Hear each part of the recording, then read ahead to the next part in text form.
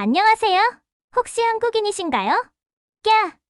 외국으로 여행을 갔다가 낯선 여성들의 이 같은 반응에 놀란 한국인 남성이 멀뚱히 서 있습니다. 그런 남자의 주위로 점점 더 여성들이 모여드는데요.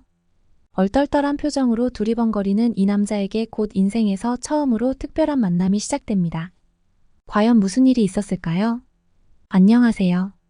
저는 평범한 대학생인데요. 제가 경험한 특별한 일을 소개하고 싶어서 이렇게 사연을 보냈습니다. 평범한 일상을 살아가던 제가 우연한 여행을 통해 어떻게 자신감을 되찾고 새로운 세계를 경험했는지에 대한 이야기예요. 이 사연을 통해 여러분도 저처럼 도전을 통해 삶의 변화를 느껴보셨으면 좋겠어요. 그럼 제 이야기를 시작할게요. 저는 지훈입니다. 그냥 평범한 대학생이고요. 특별히 잘생기거나 매력적이지도 않아요. 어린 시절부터 저는 어디에서나 쉽게 묻히는 사람이었어요. 친구들 사이에서도 늘 뒤에 서 있는 느낌이었죠.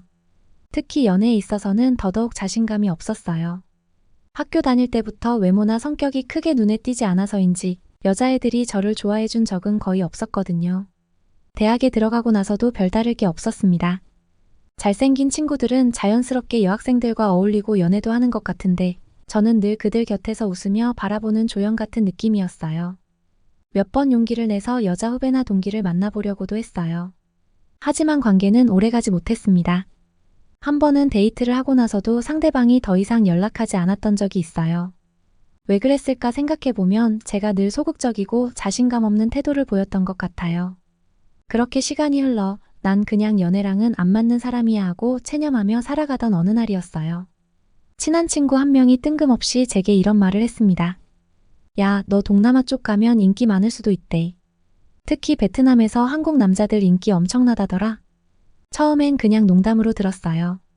그런다고 내가 뭐가 달라지겠냐 싶었거든요. 그런데 시간이 지나면서 이상하게 그 말이 머릿속에서 떠나질 않더라고요. 궁금한 마음에 인터넷으로 검색도 해보고 유튜브에서 관련 영상도 찾아봤어요. 알고 보니 친구 말이 사실이었어요. 베트남에서는 한국 드라마와 K-팝이 엄청난 인기를 끌면서 한국 남자들에 대한 이미지도 굉장히 좋더라고요. 한국 배우나 가수들이 베트남 젊은이들에게 이상형으로 자리 잡았고 그 영향으로 한국 남자들이 긍정적인 주목을 받는다는 거예요. 그 이야기를 듣고 나니 문득 나도 거기 가서 뭔가 새로운 걸 느껴보고 싶다는 생각이 들었어요. 하지만 여행을 떠나려면 돈이 필요했죠. 대학생인 제게 그런 여유가 있을 리 없었으니까요. 그래서 저는 바로 행동에 나섰습니다. 우선 아르바이트를 시작했어요. 주말마다 카페에서 일하면서 용돈과 알바비를 모으기 시작했죠. 한 번도 안 쓰고 모으는 건 아니었지만 필요한 지출을 줄이기 위해 친구들과의 외식도 최소화하고 집에서 요리를 해먹으면서 최대한 절약했어요. 추가로 제가 사진 촬영을 좋아하고 조금은 잘하니까 이걸로 부업을 할 방법이 없을까 고민했어요. 그래서 소품이나 풍경 사진을 찍어서 온라인에 판매하기 시작했죠. 처음엔 서툴렀지만 점점 실력이 나아졌고 사람들에게 관심도 받으면서 작은 수익도 생기기 시작했어요. 그렇게 몇 달 동안 차곡차곡 돈을 모으면서 저는 베트남 여행 계획을 세우기 시작했어요. 하노이와 호치민, 다낭 같은 주요 도시를 돌아보고 현지 음식과 문화를 직접 경험해보고 싶었거든요. 인터넷에서 정보를 검색하면서 현지의 모습에 점점 더 기대감이 커졌어요.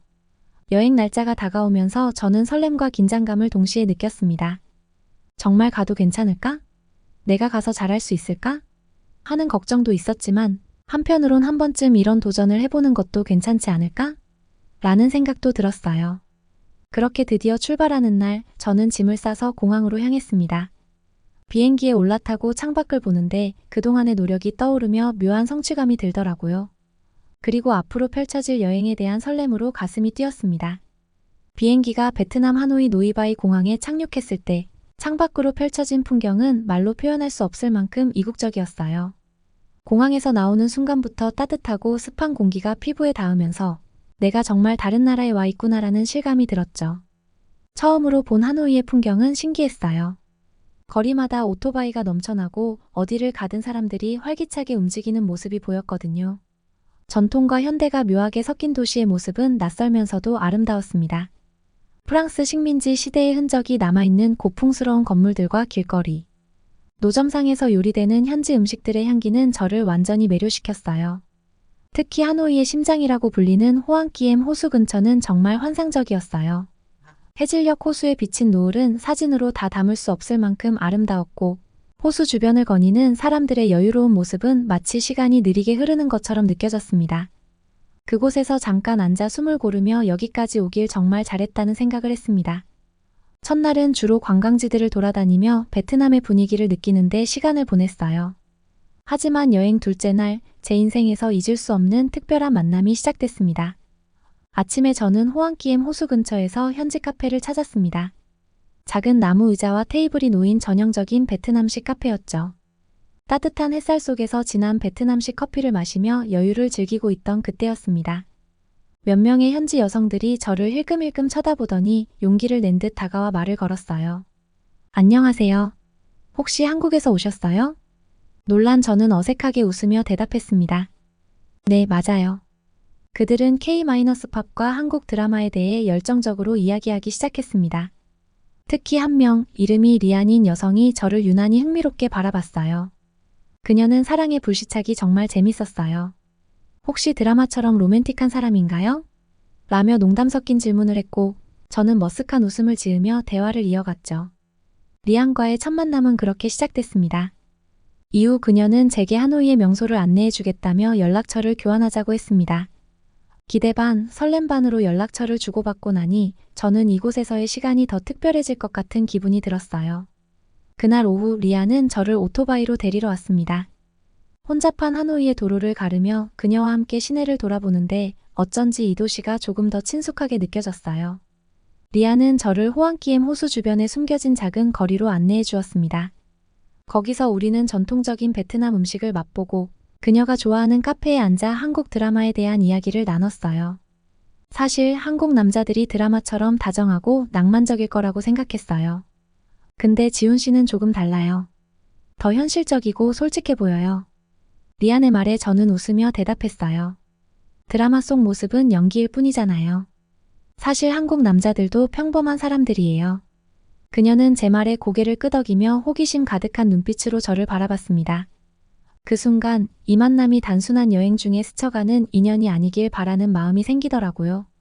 다음 날 리안은 저를 하롱베이로 데려가겠다고 했습니다. 하롱베이는 제가 꼭 가보고 싶었던 곳 중 하나였거든요. 유람선을 타고 에메랄드빛 바다 위로 솟은 석회암 섬들 사이를 지나며 우리는 자연의 아름다움에 감탄했어요. 리안과 함께한 시간들은 정말 영화 속 한 장면 같았습니다. 그녀는 제게 베트남의 역사와 문화를 설명해 주었고 저는 한국의 이야기를 전하며 서로를 더 많이 알아갔죠. 그렇게 며칠 동안 리안과 함께 다니면서 저는 점점 더 그녀에게 마음이 끌렸습니다. 그녀 역시 저를 특별하게 생각하는 듯 했어요. 여행 마지막 날 리안은 제게 선물로 작은 목걸이를 건넸습니다. 베트남 전통 문양이 새겨진 펜던트였죠. 이걸 보면서 우리 만남을 기억해줬으면 좋겠어요. 그녀의 진심 어린 말에 저는 가슴이 뭉클했어요. 한국으로 돌아가기 전날 저는 리안에게 제 마음을 고백했습니다. 그녀는 잠시 멈칫하더니 환하게 웃으며 말했어요. 저도 지훈 씨를 좋아해요. 한국에 가더라도 우리 계속 연락해요. 그렇게 리안과 저는 서로의 나라에 떨어져 있음에도 꾸준히 연락하며 관계를 이어가기로 했습니다. 베트남에서의 시간은 단순히 여행 그 이상이었고 저를 새로운 세계로 안내한 소중한 경험이 되었어요. 이렇게 제 평범했던 삶에 예상치 못한 전환점이 찾아왔습니다. 베트남에서 만난 사람들, 특히 리안과의 인연은 제가 세상을 더 넓게 바라볼 수 있는 계기가 되었어요. 한국에서의 무색했던 기억들 대신 이제는 설렘과 기대가 제 삶을 채우고 있습니다. 여러분도 혹시 현재에 머물며 자신의 가능성을 제한하고 있진 않으신가요? 한 걸음의 용기가 새로운 세계로 이어질 수 있다는 걸 저의 이야기가 조금이나마 전할 수 있기를 바랍니다. 지금까지 들어주셔서 감사합니다. 다음 사연에서 또 만나요. 평범했던 남성이 용기 있는 선택으로 어떻게 삶이 변화했는지 조금은 전해졌을까요? 여러분도 망설임 속에 갇혀있기보다는 새로운 도전을 통해 자신만의 특별한 경험을 만들어 보시길 바랍니다. 나이먹고 채널은 앞으로도 더 많은 사연을 전해드릴 테니 다음 이야기도 기대해주세요. 오늘 사연이 좋으셨다면 구독과 좋아요를 눌러주세요.